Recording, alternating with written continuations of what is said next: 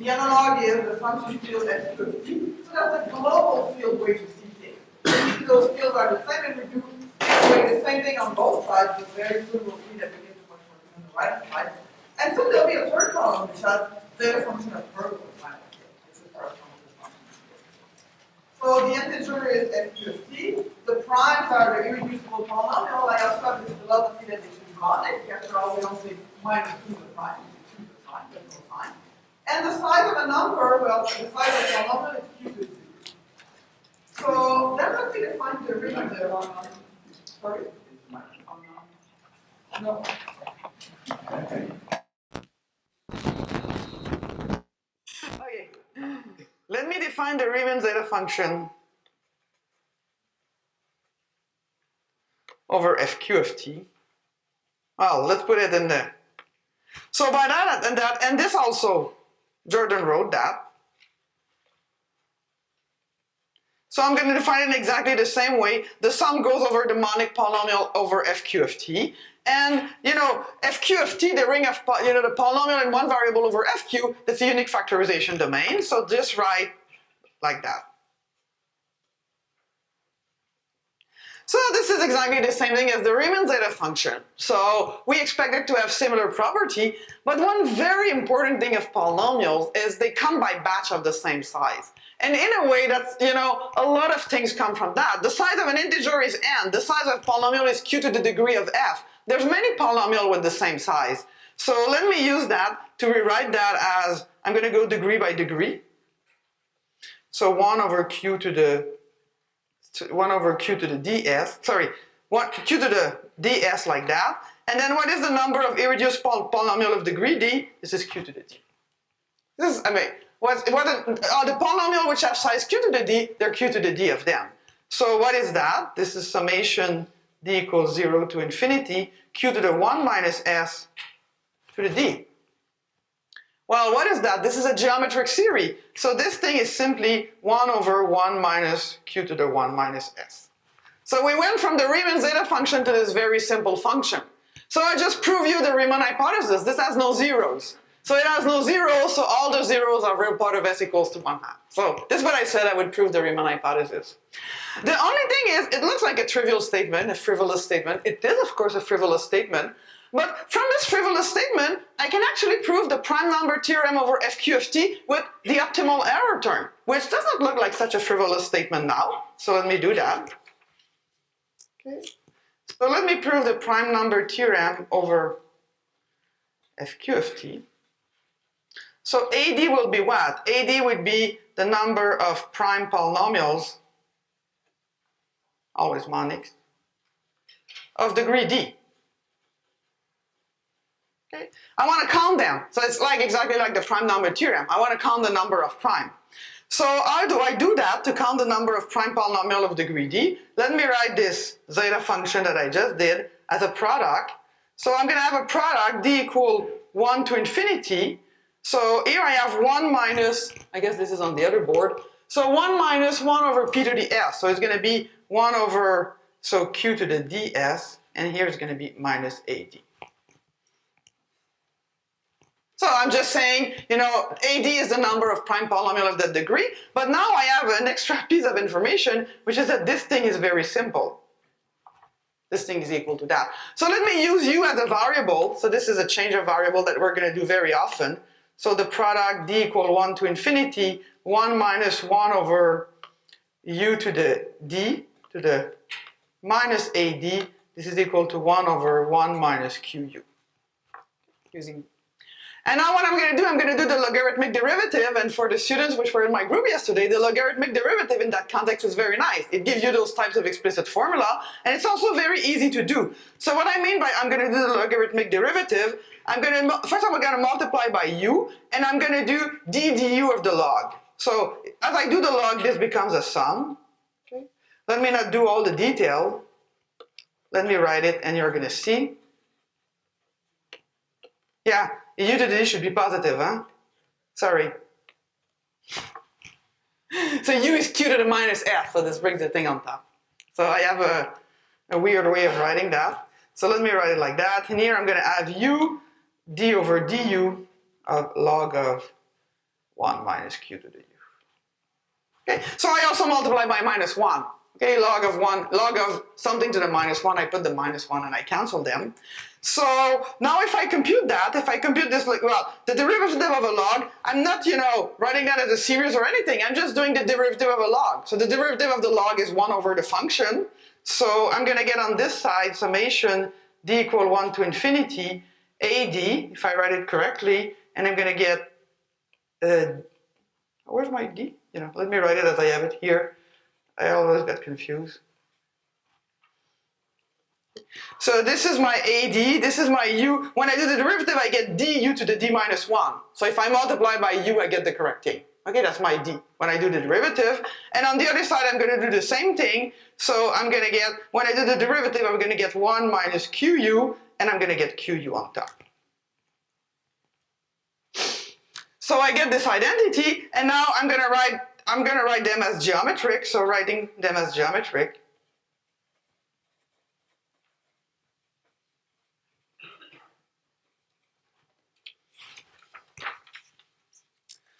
Okay, so for the left-hand side, I have summation d equal 1 to infinity. I have d ad, and then I'm writing the geometric, I don't know, maybe n equal 1 to infinity. So I'm writing the geometric for u to the d over 1 minus u to the d, u to the dn. And the right-hand side, I'm writing the geometric, now it's q to the, so summation d equal 1 to infinity, q to the u to the d. So I'm only doing very simple manipulation. And if I equate the coefficient, so now when you do those manipulations, you always do the same thing, equating coefficient. So on this side, I have q to the d. Okay? And here, if you make a change of variable for the other side, what you have is summation n divides d, d, a, d. Oops. D, a, d. N, a, n, I guess. Making a change of variable. Okay, just from this simple equation, I want to know AD. So just from this simple equation, from knowing the Riemann zeta function, from knowing it has no zero, I get that, and then using Moebius inversion, AN is going to be 1 over n summation d divides n mu of d u to the n over d. It is only simple manipulation, but what do I get? Theorem.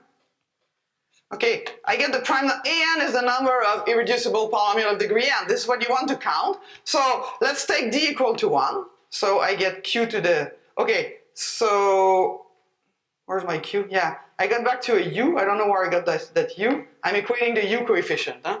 Sorry. Okay, the u is gone. I'm saying the coefficient of u to the n is equal to the coefficient of u to the n. No u. So if I take n equal 1, I'm going to get q to the n over n. Okay, plus stuff. So why is it the prime number theorem? The prime number theorem is x over log x. Well, this is exactly x over log x. The number of reducible polynomial of degree n is q to the n, and I'm dividing by the log. And what's the error term? Well, I took d divides n, so maybe 2 divides n, maybe 2 does not divide n, but in the case that 2 divides n, I get, so q to the n over 2 over n. So that's the next thing. The square root comes from the fact that, well, the next divisor is n over 2. There's no divisor between n and n over 2. And then I get a summation, well, then I get q to the n over 3 over n. And maybe I have a sum over the divisor of n, but it doesn't matter. At the end, I'm going to get q to the n over 2 over n. So from this thing which looks frivolous, like, okay, the Riemann zeta function has no zeros, I'm proving you the prime number theorem with, to get the square root of x, the explicit error term with the Riemann hypothesis, even assuming the Riemann hypothesis, that's a lot of work, when you want to prove the prime number theorem, to get the explicit formula to get all that. So that's a sure indication that things are going to be nice over function field. And now the second thing I wanted to write is maybe this lemma or this result is I wanted to count square-free polynomial. And it's not inspired by the fact that everybody up to now was given a proof of square-free polynomial. I also wanted to do that because it's nice. And I don't want to compete for the hardest proof because I don't think I'm going to win that. I wanted to compete for the simplest proof. But in fact, my proof is the same as Jordan's proof, except I'm going to write it as generating series, a bit like Melanie's writing thing. So what's my proof? So let's f of d is the number of square free polynomial of degree d. So I claim that this thing is q to the d minus q to the d minus 1. And what is that? Well, this is q to the d divided by zeta q at the point 2. Okay, I just told you what zeta q is. 1 over 1 minus q to the 1 minus s. So put s equal 2 in that, you're going to get that. And if not, it's going to be q to the d if d is 0 or 1. What's my proof? My proof is, again, I know the Riemann zeta function. So my proof is, if I look at zeta q at the point s, I'm claiming that this is zeta q at the point 2s times the summation n equal 1 to infinity, the number of elements is f of d, q to the minus d. Yeah, this is an overkill, huh, here? You're really counting the number of elements. So I put number of element, number of element. Okay, so why is that true? Well, this is Jordan's proof, huh? I'm telling you that zeta q represents, zeta q is the summation 1 over f to the s. So you're counting every polynomial exactly once. On the right-hand side, you're counting the square, zeta q of 2s, and you're counting the square free. Well, every number can be written as a square and a square free. Now, put the information that you know about zeta, so I won't do the rest, but the rest will be, it will not be done in terms of telescoping series. The rest is one line, write exactly the zeta function, and write that as a geometric, and you'll get the result. Okay, you'll get the q to the d minus q to the d minus 1. Okay, but in fact, it's the same proof, except the induction is replaced by the fact that I computed the value of zeta. So that's my proof that now maybe we can have a vote at the end of what's the best proof of counting the number of square free polynomial over fq of t. So now what I want to do is I don't want to do only fq of t, I want to do general function field.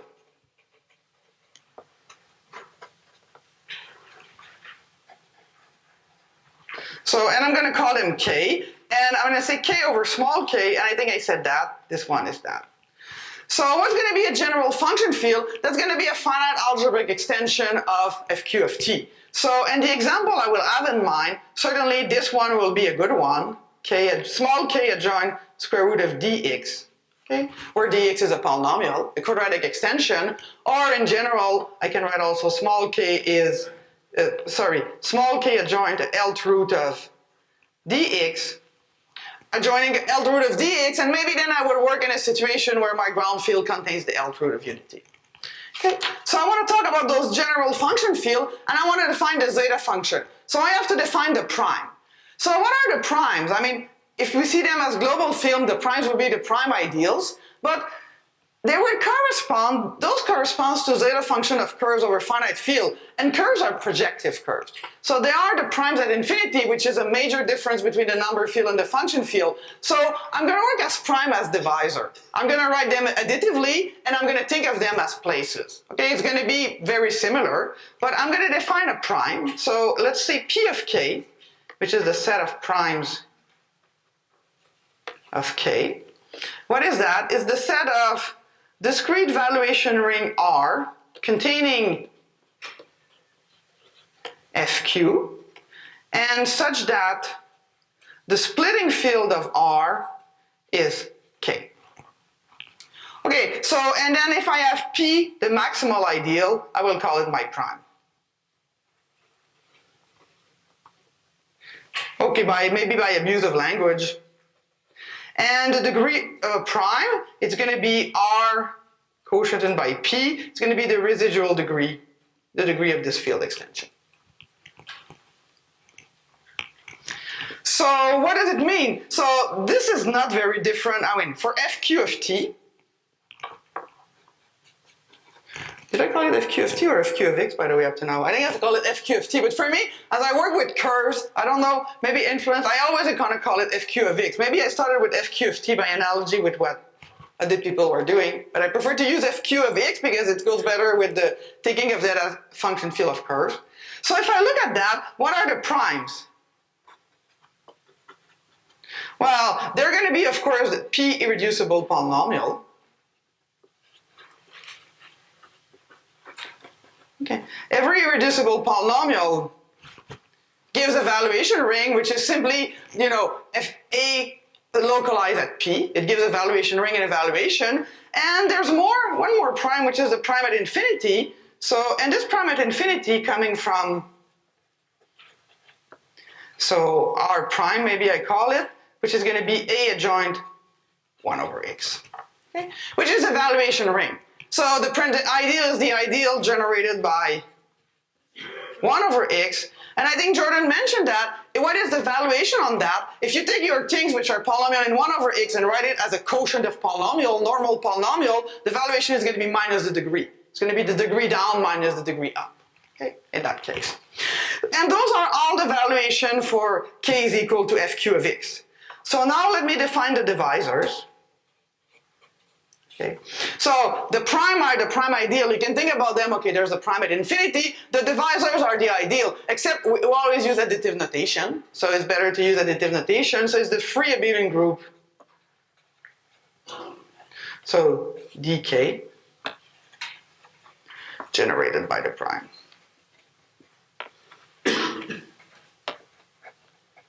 Okay, and by primes, I mean primes in this new setting, including the prime at infinity. So a typical divisor is something like that.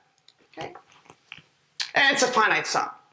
And what's the important definition? Okay, think of a divisor if you're confused by that, but probably not. Probably everybody saw that. I'm just spelling things in a lot of details. If you're confused by a divisor, it's an ideal. An ideal is a product of prime ideal. Well, here an ideal is a sum of prime ideal. I'm just using additive notation. And I'm going to define the norm of the divisor, the norm of I should define first the degree of the divisor as the summation of AP degree of P. And I'm going to define this Q to the degree of D. Such that if I take two divisor, D1 plus D2, of course, this is going to be the product. And I'm going to denote the dk plus is going to be the effective divisor.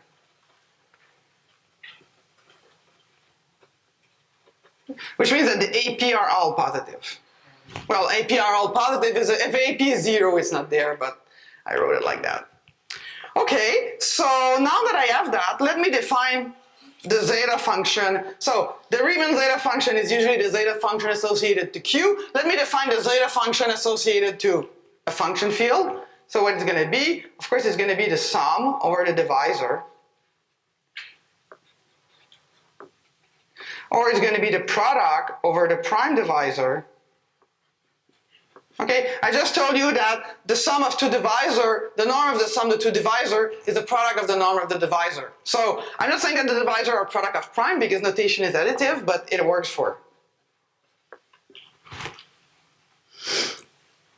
So let me look, for example, at zeta of fq of x. What this thing is going to be at the point at? Well, it's going to be the sum over all prime polynomial. Okay, so I randomly put x and t. It seems now I tried to stick with x. So it's going to be that 1 minus 1 over p to the s to the minus 1. And this we know. And then there's a product as, I'm going to use Melanie's notation as the product over 1 prime. The product at the prime at infinity, and I have to write that the prime at infinity has degree 1. That's very easy to see. So I get 1 minus 1 over q to the s minus 1. So what do I get? I get that this thing is 1 over 1 minus q to the 1 minus s times 1 minus q to the minus s. Okay. And this is really, okay, before I use zeta q, because the Riemann zeta function of the function field is really that object. It was not the zeta q, it was maybe the uncompleted zeta function. Though it counted the number of square free, there was certainly an advantage of that one, but that's really what should be the zeta function. So maybe I look at other zeta function. So let me say I'm going to take this is fq of x adjoint the square root of dx. And I want to look at this zeta function. In fact, what I want to look at is not the zeta function. What I want to look at is the L function. Okay? If you want to do statistics, it is the same over a number field. It's not the zeta function that gives you something. There's no cancellation, there's no orthogonality relation. You have to break it into the L function. So let me break it into the L function in a nice way, which is to say, okay, why I'm doing it like that? So the top is k, my quadratic field. The small k is the ground field. Because I know, of course, that the zeta function is the Riemann zeta function times the L function. So I'm going to write it like that.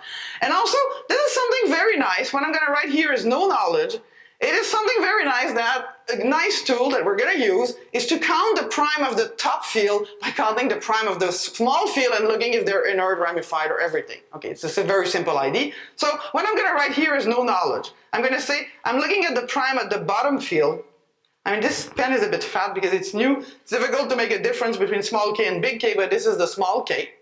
So if I look at the small k, well, I have 1 minus for the denominator, if I put my minus. And now for the top, what do I have? It depends on the splitting behavior. So let's say I have P inert in big K. So if it's inert, I get only 1 prime of norm 2. And now if I do that for the split prime, if I do that for the split, so I look at the prime downstairs, that splits upstairs. So if I look at the split prime, I'm going to get 1 minus the norm of P. So if it splits, you get 2 prime of the same norm. Okay. And ramified prime do not give you anything. Because if you have a ramified prime, the Euler factor on top and bottom will be the same, which is good because I don't have place to write it. But if I wrote it, it would be the same up and down. So I'm going to write this.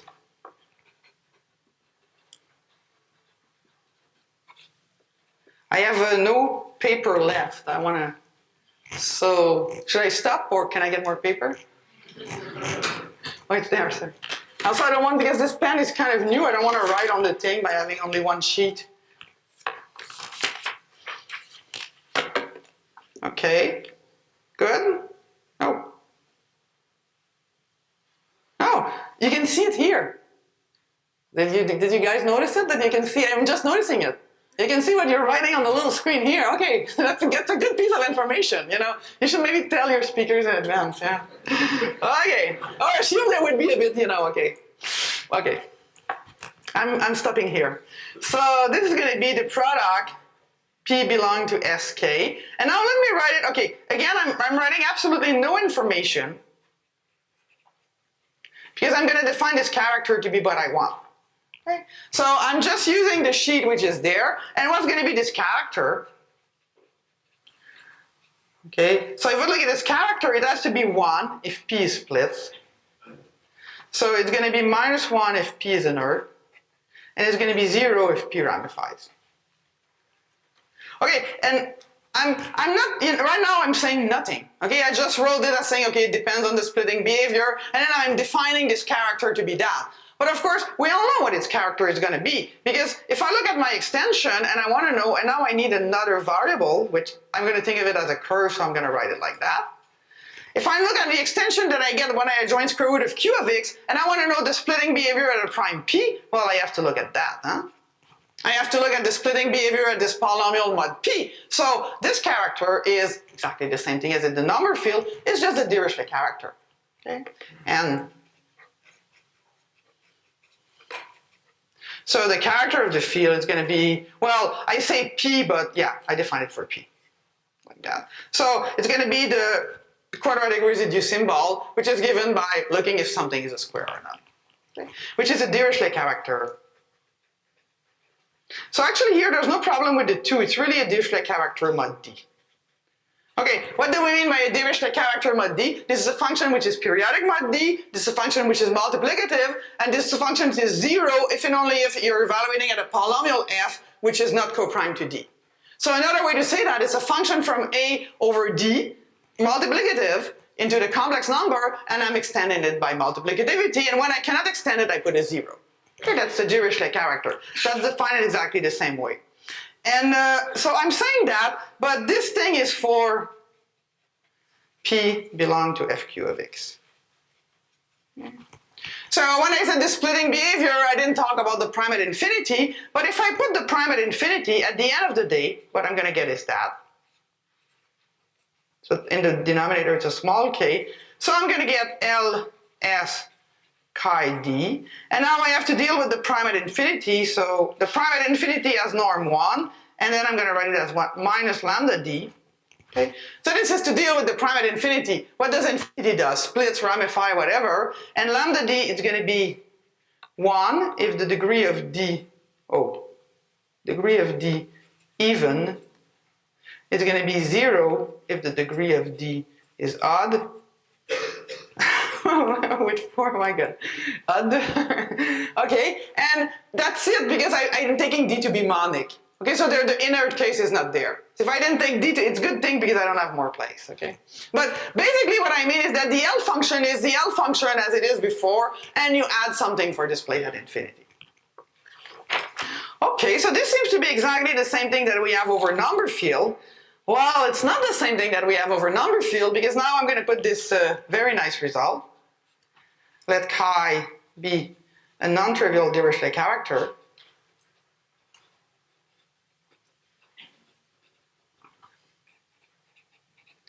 To the modulus n.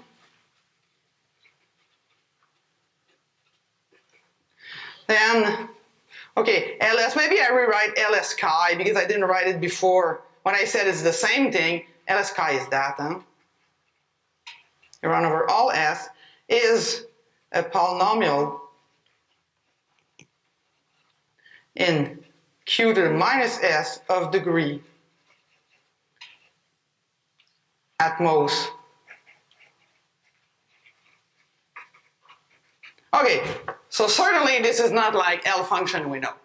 So let's take an L function associated with the Dirichlet character. Well, this thing is a polynomial in q to the minus s of degree at most m minus 1. And that's very simple. And again, the ID and the reason is polynomials come by batch of degree d. You know, there's something very, very regular in the way they occur. So how I'm going to prove that, I'm going to write ls chi.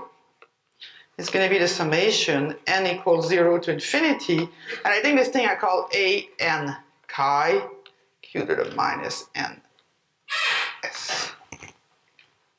Where a n chi it's going to be the summation for monic polynomial of degree n, chi of n. So now what's happening? Suppose that n is bigger than, suppose n is bigger than the degree of m, then, so each residue classes mod m is represented exactly, and that's the q to the n minus degree of m times. Okay, so when I run over all polynomial of degree n, the Dirichlet character does not care about the polynomial, it just cares about the polynomial mod m. And then I reduce mod m, but each residue classes is represented exactly the same number of times. And exactly is a big thing. A small o of 1, you know, will explode. You know, it exactly is not plus or minus 1. Not, what happens for integers is that, well, it's not exactly. Sometimes there's 1 and there's not 1. It looks like this small o of 1 is nothing, but this small o of 1 is a lot. The difference between 0 and 1, if you add it infinitely many times, is a big difference. So here it's represented exactly this number of times. So what does it mean? It means that a n chi is going to be q to the n minus degree of m summation r chi of r, and this is all r mod m. Okay, but the orthogonality relation are true. Of course, those are Dirichlet character. So I get 0. So ls chi, when you write it with a Dirichlet character, this is a polynomial, a finite polynomial in q to the minus s of degree at most the degree of the modulus. And this is true in general. So this is the...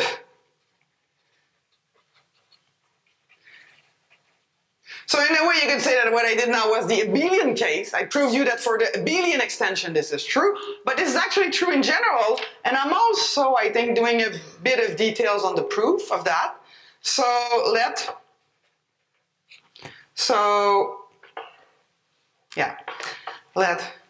zeta k of s. Let me use some notation. I'm going to write zeta k of s as, I'm going to divide by, okay, usually I write zeta k of s divided by zeta of the small k down. Let me do it like that. Let me put zeta of the small k down on the other side, because I want the L function. I want to say the L function is a polynomial of the correct degree.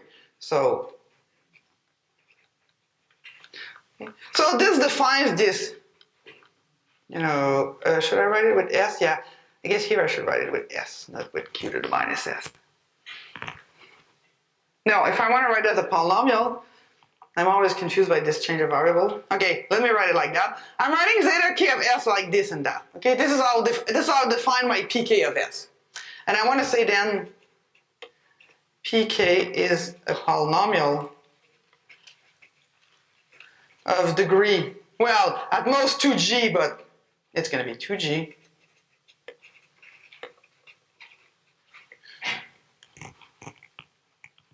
So this is always going to be true. It's going to be a polynomial of degree at most 2g in q to the minus s. And maybe I indicate briefly what's the proof of that.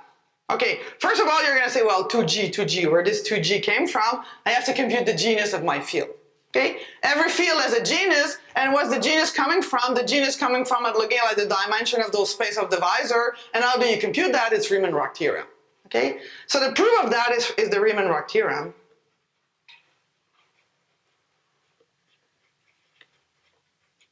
And if you remember Riemann-Roch theorem, there's a case of Riemann-Roch theorem which is easier because there's no canonical divisor. It is when the degree is bigger than 2g minus 2. Okay? So because of that, from the Riemann-Roch theorem, if I let Bn of k be the number of effective divisors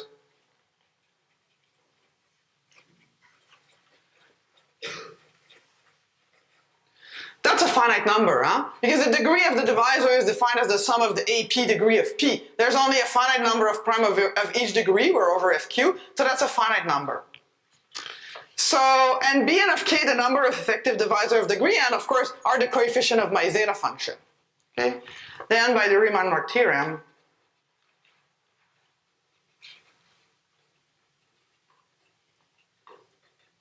so for n big enough, and n big enough happens to be that, I have a formula for Bn, I think I call it Bn of k. So the formula for Bn of k is, well, this is the effective divisor of degree 0, the class number, q to the n minus g plus 1 minus 1. Let me make sure I write it correctly. Okay, and I use this formula. And so if I write zeta k of u, I make this change of variable as u is q to the minus s, which is going to be the summation of Bn u to the n equal 1 to infinity, use this formula, so I'm going to get and use this formula.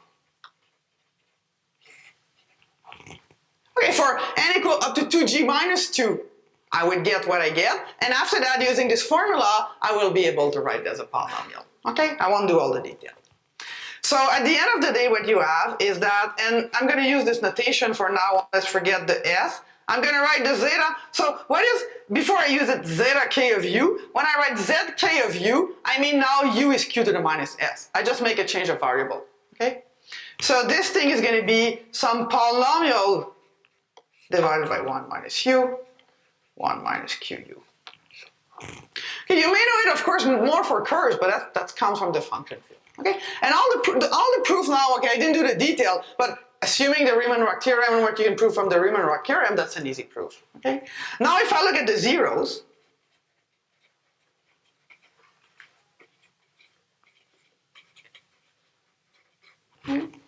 So what are the zeros of zeta k of u? Well, the denominator does not produce any zeros. The zeros are on the top, which is this polynomial of degree 2g, which I'm going to write as 1 minus u, and I'm going to call always my, not my zeros, but my reciprocal of zeros. Okay? Alpha jk are always the reciprocal of the zeros. So when I do, I get that zeta k is equal to 0. So then I get that zeta k of s is equal to 0. This would mean what? This would mean that this has to be equal to that. So q to the minus s has to be equal to alpha jk to the minus 1 for some j.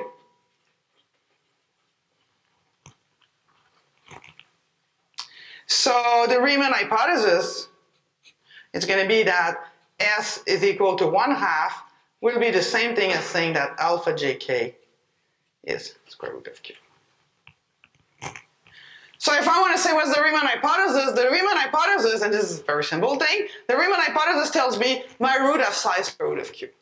So I told you that, you know, what we call the rationality to say the zeta k of a function field can be written as a quotient of polynomial where the top one has degree 2g. That's not that difficult. That's a nice proof. The Riemann hypothesis, it's not an easy thing. This is a very deep thing. That's probably the deepest thing I'm going to say today, but it's true. Theorem is that this is due to Let me write it.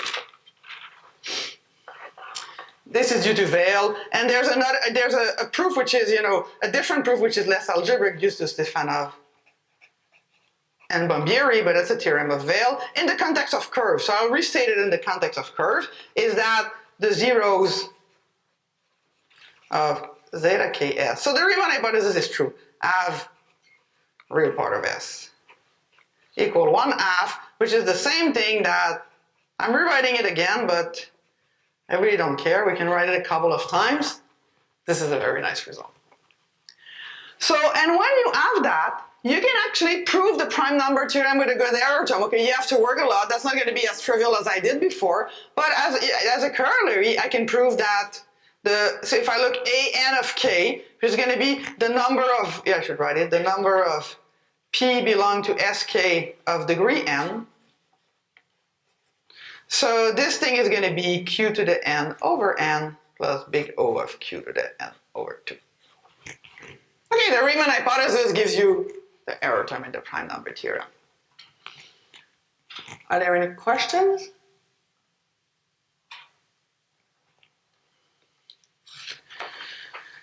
Okay, so now let me write the zeta function in another way, okay, because I want to move to curves over function finite field. I'm not going to finish everything today, but it doesn't matter. But let me write another formulation. Okay, again, what I'm going to write here, it's going to be just formal and super easy manipulation, nothing deep. So I'm going to use, the series for the log, minus log of 1 minus u. This thing is summation u to the n, whoops, if I write it correctly. So using this very deep thing, I'm going to write log of this thing, so which is going to be the log of the product over, so let me write the prime degree by degree. So it's a product over all prime, but let's take all prime of degree d together. Okay, this is this thing, and now let me write it as a log. So if I write the series as a log, I'll have a product over d, and now a product over m, and I get a dk u to the dm over m, sorry, not dm.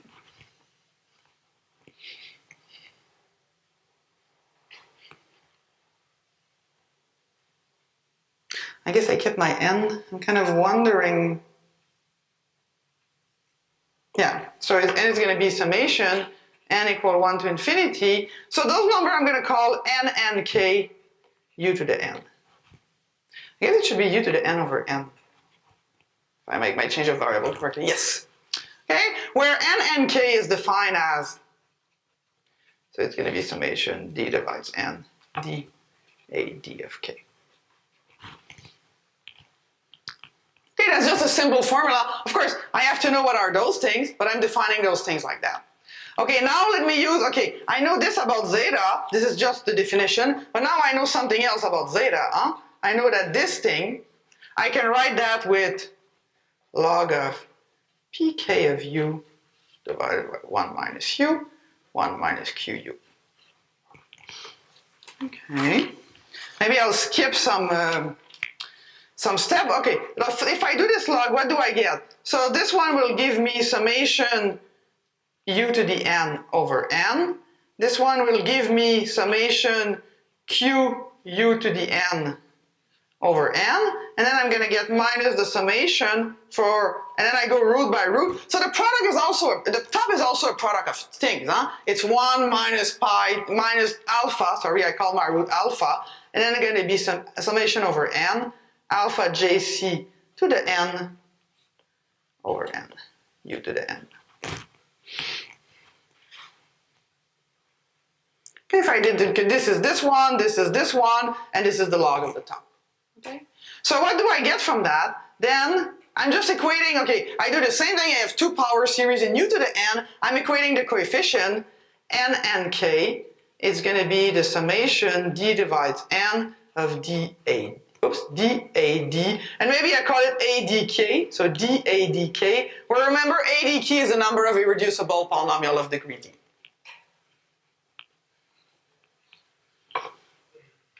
Okay, and maybe, yeah, so, and let me now,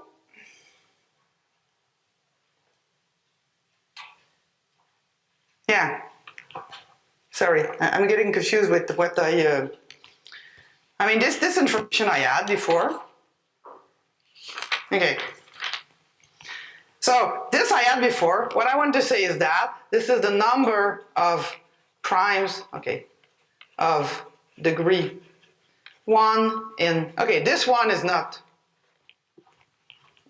So I didn't use the 1 equal 2 yet, okay? What I said is, okay, I have 1, I have 2. I didn't equate coefficient yet, but I'm going to write it here. I'm using that. I'm doing that in a weird order. Also, if I equate 1 plus 2, okay, this is going to give me that n k, I'm sorry, is q to the n plus 1 minus the summation.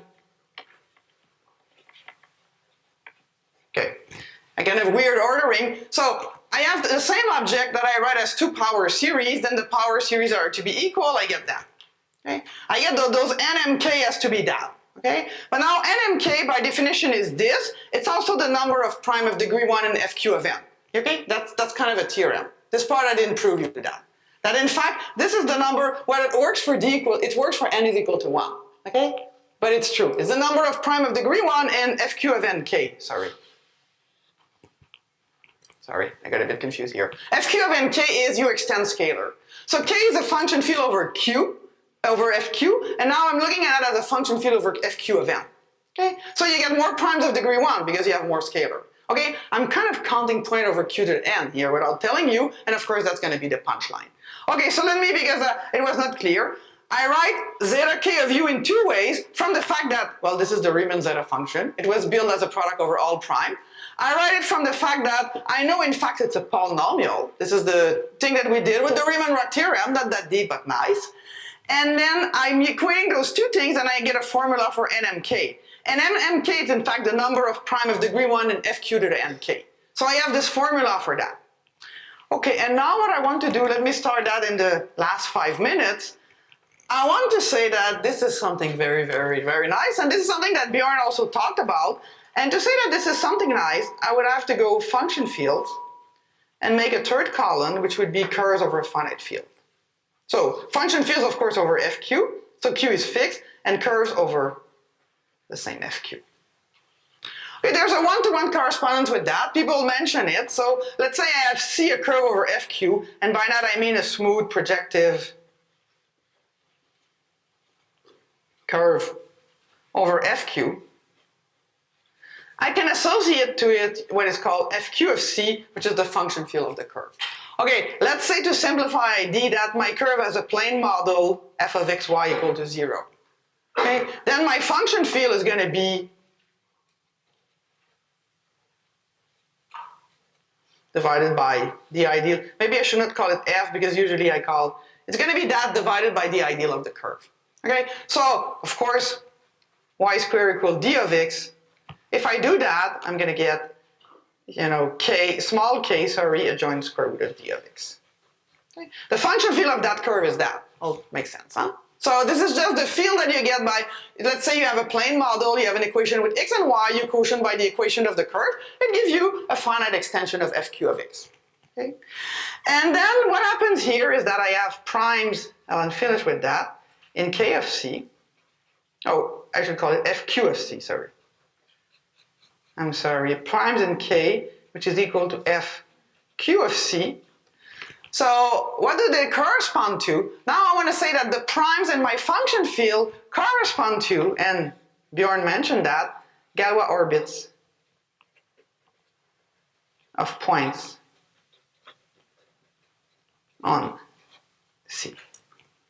C over fq, if I'm talking about Galois orbits, okay? Because the primes can have degree higher than 1. So the Galois, you take points over fq bar, and it corresponds to Galois orbit. Of course, there's an example in which it's easy. If I take, okay, and I take p of x a prime, well, what's going to be the Galois orbit of point? Of course, it's going to be the roots. So it's going to be theta 1 up to theta d with roots.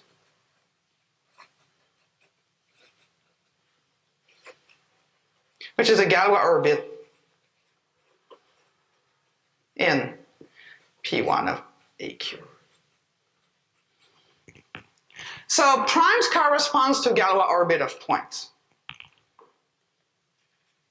Okay, this was mentioned by several people. Of course, we always say, okay, it makes sense because we see it over FQ of x, which is true. And now primes of degree 1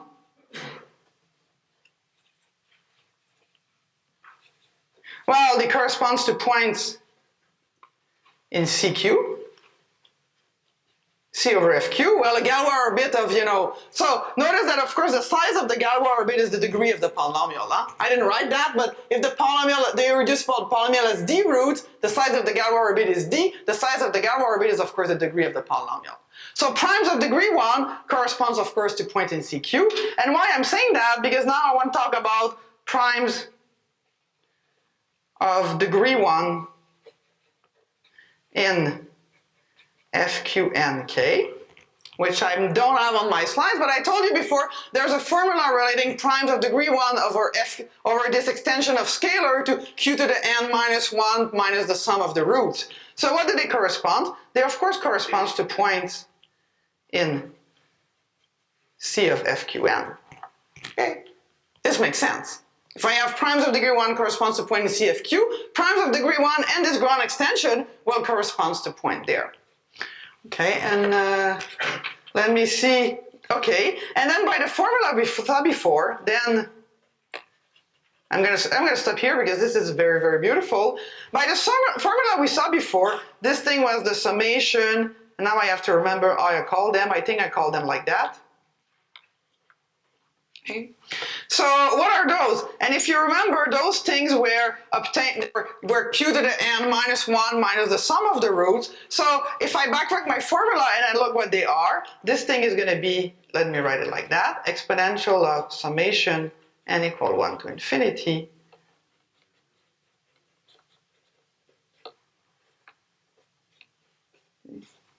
I have to say that one good thing of a blackboard is you can point to everything we saw. We actually prove all of that, but unfortunately they're on this pile, I cannot point to you on that. But when I did this formal manipulation, I showed you that n of k was this q to the n plus 1 minus the sum of the root. Well, if you have the interpretation that, now I have this interpretation that this is equal to that, okay? This is, now I'm a bit confused, I have to say. Yeah, I should not have written that. Okay. Because I showed you for the log, and now I'm taking the exponential, okay? Because I work with the log, and what I want to say is about the zeta function itself, which is the exponential, okay? We showed something about the log of zeta k of u. We showed that the log of zeta k of u was this series, okay? If you remember, log of zeta k of u was this power series where those things were not that, but those things were, let me write it here, okay? We showed that. It's just in my pile. So that the zeta function, the log of the zeta function was this sum, okay? Where those things were n and k, which was the sum of, d, a, d. But now n and k is the number of points on the curve, okay? So what we just showed, and by, by two things, by manipulation using the power series of the log, and then by this analogy, which is there that I ask you to believe a lot of that, we just showed that the zeta function of the function field is actually equal to that. Okay? But this is called the zeta function of the curve. Okay? And that's a very nice thing that the zeta function of the function field, of course, of a given curve, is the same thing as the zeta function of the curve, where the zeta function of the curve is defined like that. Okay? This thing is a definition of the zeta function of the curve, okay? So all that relies just on manipulation and one thing that those two things are equal. So when I talk about zeta function of function field, I'm going to stop talking about that. I'm going to talk about zeta function of curves. So zeta function of curves are the same thing. They have the same zeros, the zero enjoy the same property. Of course, that's how Vail proved that, not with zeta function of function field.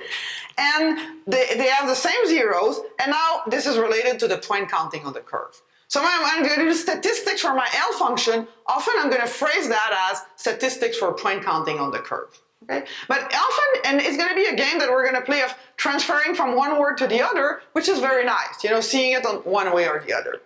And I just had a couple of things to say that I'm not going to say, so next time I'll finish a bit about that, and then we'll do statistics for those zeros over function field. Okay, we'll see what happens when the limit as q goes to infinity and the limit as g goes to infinity, where we take families of zeta function or families of curves. Thanks.